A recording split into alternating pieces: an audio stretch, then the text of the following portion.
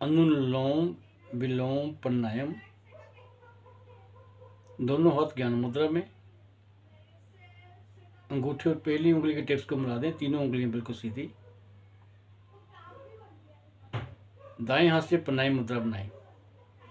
दाएं हाथ से प्राणायाम ऐसे बनते हैं, अंगूठे से दाईं नासिका को बंद करना है, छोटी और साथ वाली उंगली से बाईं नासिका को इस तरह कोहनी लगानी है, छाती के साथ इस तरह।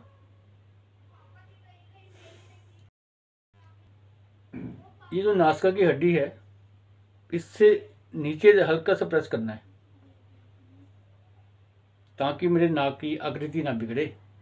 जब मैं दबाऊं नाक टेढ़ा मेढ़ा ना हो जाए, बिल्कुल सामान्य जो इसी पोजीशन वैसी ऐसे बस। श्वास निकालें, नासिका द्वार को बंद करना है, बाईं उंगली को हटाएं, धीरे धीरे श्वास भरें। जब श्वास भर जाए बाईं नासिका को बंद कर लें, अंगूठे को हटाकर धीरे धीरे श्वास को बाहर निकाल दें। जब सारे श्वास बाहर निकल जाएं, दाईं ओर से फिर श्वास भरें।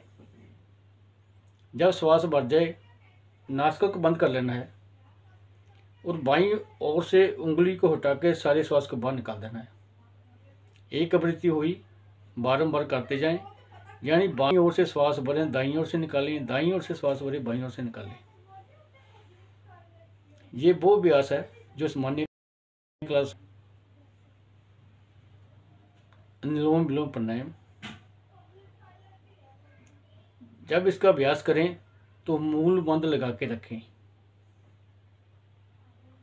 श्वास की गहरी अनुभूति को ग्रहण करने का प्रयास करें। अनुलोम विलोम प्राणायाम करने से नस नाड़ियों की ब्लॉकेज खुल जाती है, हार्ट की प्रॉब्लम ठीक हो जाती है, कहीं भी क्लोट वगैरह हो वो भी ठीक हो जाता है। आज हम बीमारियों का नहीं देखेंगे, इसकी उच्च अवस्था को ग्रहण करने का प्रयास करेंगे। जब हम बारंबार करेंगे, बाईं ओर से श्वास भरा, दाईं ओर से निकाला, दाईं ओर से श्वास भरा, बाईं ओर से निकाला, बारंबार करते जाएंगे। इसकी अनुभूति को गहरा करना है। श्वास को नासिका के भीतर महसूस करना है, स्पर्श को। इसके अभ्यास को इतना बढ़ाना है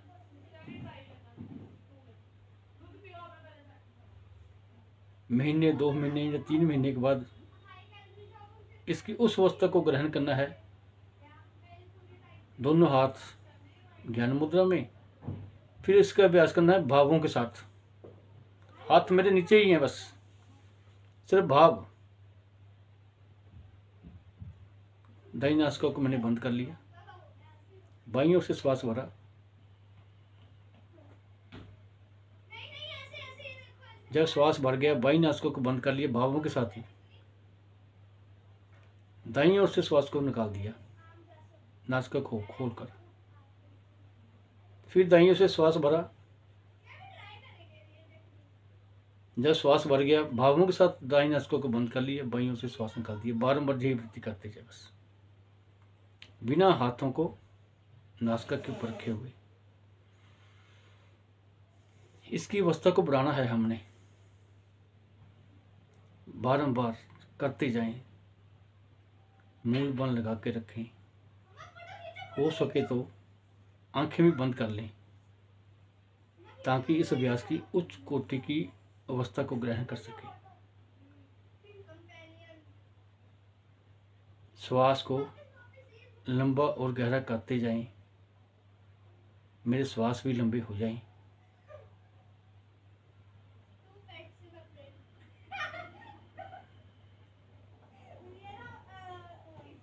जो श्वास की स्पर्श है उसको अनुभूत करने का प्रयास।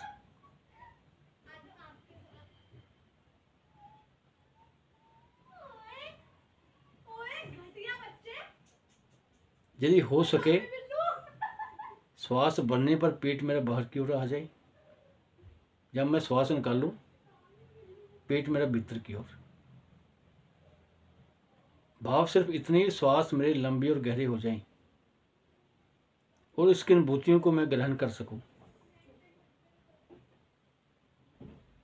जब हम इसको करते जाएंगे मेरी सूर्य और चंद्र नाड़ी एक्टिवेट हो जाएगी। सम अवस्था में आ जाएंगी मेरी सूर्य चंद्र नाड़ी। दोनों नाड़ियों को सम अवस्था में करने का प्रयास।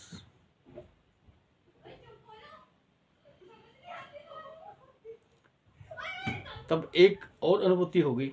इसको अभ्यास को दृढ़ करते करते प्रभाव आज्ञा चक्र के ऊपर भी महसूस होगा। दोनों आंखों के मध्य में, भूमध्य के ऊपर एक संपंदन सा हल्का सा प्रकाश भी महसूस होगा। उसको अनुभूत करना है, महसूस करना है बस। अवस्था को गहरा करते जाएं। मूल बंध लगा के रखने का प्रयास, ताकि मेरा मूल बंध भी जागृत हो जाए। जब हम मूल बंध को लगा के रखते हैं, मूलाधार चक्र से प्राणिक ऊर्जा का प्रवाह कपाल की ओर होना शुरू हो जाता है। जितना हम इस अभ्यास को बढ़ाएंगे, मेरी सूर्य नाड़ी और मेरी चंद्र नाड़ी दोनों एक्टिवेट हो जाएंगी। अब इसके अभ्यास को और बढ़ाना है थोड़ा सा, बारंबार करते जाएं। अब हमने मन में ये भाव लेके आना है, जैसे पुराने जमाने में एक तराजू होता था ना, जो दो उसके पलड़े हैं और सेंटर में उस दुकानदार उसको पकड़ के वजन तोलता था। पुराने ज़माने की बात है, आज से 40-50 साल पहले की। ये जो पलड़े हैं दोनों तराजू के, एक है चंद्र नाड़ी, एक है सूर्य नाड़ी। और ये जो हमारा आज्ञा चक्र सेंटर में ये जो तीसरा नेत्र है, ये जो डंडी है उस तराजू की, वो है। इस अभ्यास को इतना बढ़ाना है, वो तराजू के पलड़े भी समावस्था में आ जाए। यानी यदि इधर वेट है 1 किलो का, इधर सामान पड़ा है, उसका वजन तराजू का ऐसे बिल्कुल सम हो जाए, बराबर, ताकि डंडी बिल्कुल सेंटर में आ जाए। जब वो तराजू की डंडी सेंटर में आ जाएगी, ये इसका प्रभाव जहाँ महसूस होगा। अभ्यास को बढ़ाते जाएं, सूर्य और चंद्र नाड़ी को एक्टिवेट करते जाएं, यानी कि तराजू के पलड़ों को बिल्कुल सम और तराजू की डंडी सेंटर में आ जाए। धीरे धीरे जैसे जैसे अभ्यास गहरा होता जाएगा, यहाँ प्रभाव महसूस होगा तीसरे नेत्र के ऊपर, आज्ञा चक्र के ऊपर। जैसे जैसे ये आज्ञा चक्र जागृत होता जाएगा, इसका प्रभाव पड़ेगा मूलाधार चक्र के ऊपर। मूलाधार चक्र धीरे धीरे जागृत होता जाएगा। जब मूलाधार चक्र जागृत होगा, प्राण शक्ति का प्रवाह कपाल की ओर होगा, 10वें द्वार की ओर, तो हमारा सुषुम्ना मार्ग जो रीढ़ के मध्य है, अदृश्य है, वो भी जागृत होना शुरू हो जाएगा। ये दो नाड़ियाँ ये एक्टिवेट होगी और सुषुम्ना मार्ग हमारा जागृत हो जाएगा। जैसे जैसे सुषुम्ना मार्ग जागृत होता जाएगा, प्राण शक्ति का प्रवाह कपाल की ओर होता जाएगा, सारे चक्रों को जागृत करता हो जाएगा। सारे चक्र जागृत हो जाते हैं जब हम अनुलोम विलोम के अभ्यास को गहरा गहरा करते जाते हैं, भावों के साथ करते हैं। उस समय रोज लगाते हैं। लाजवाब है अनुलोम विलोम, लेकिन कौन करता है घर में जाके अभ्यास? क्लास में गए, क्लास खत्म हुई, फिर वही बात, वही संसार की अवस्था में हम डूब जाते हैं, भूल जाते हैं। जो साधक घर में जाकर इसको समय देगा, जो क्लास है वो तो एक स्कूल है। शिक्षा तो ग्रहण हमने घर जाके अभ्यास करेंगे तभी मिलेगी।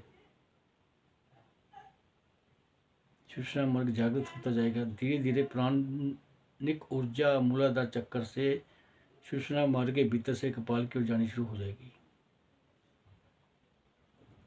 जब हम सुषुम्ना मार्ग के साथ जुड़ जाएंगे, धीरे धीरे ध्यान को श्वास के ऊपर लगाएंगे, श्वास के साथ एकाकार होते जाएंगे। मेरा अपना खुद का दावा है, ध्यान में प्रवेश कर जाओगे। एक अनुलोम विलोम प्राणायाम करने से ही, और कुछ भी ना करें, इसी अभ्यास को कर लें, हम ध्यान में प्रवेश कर जाएंगे, उस निराकार अवस्था को ग्रहण कर जाएंगे।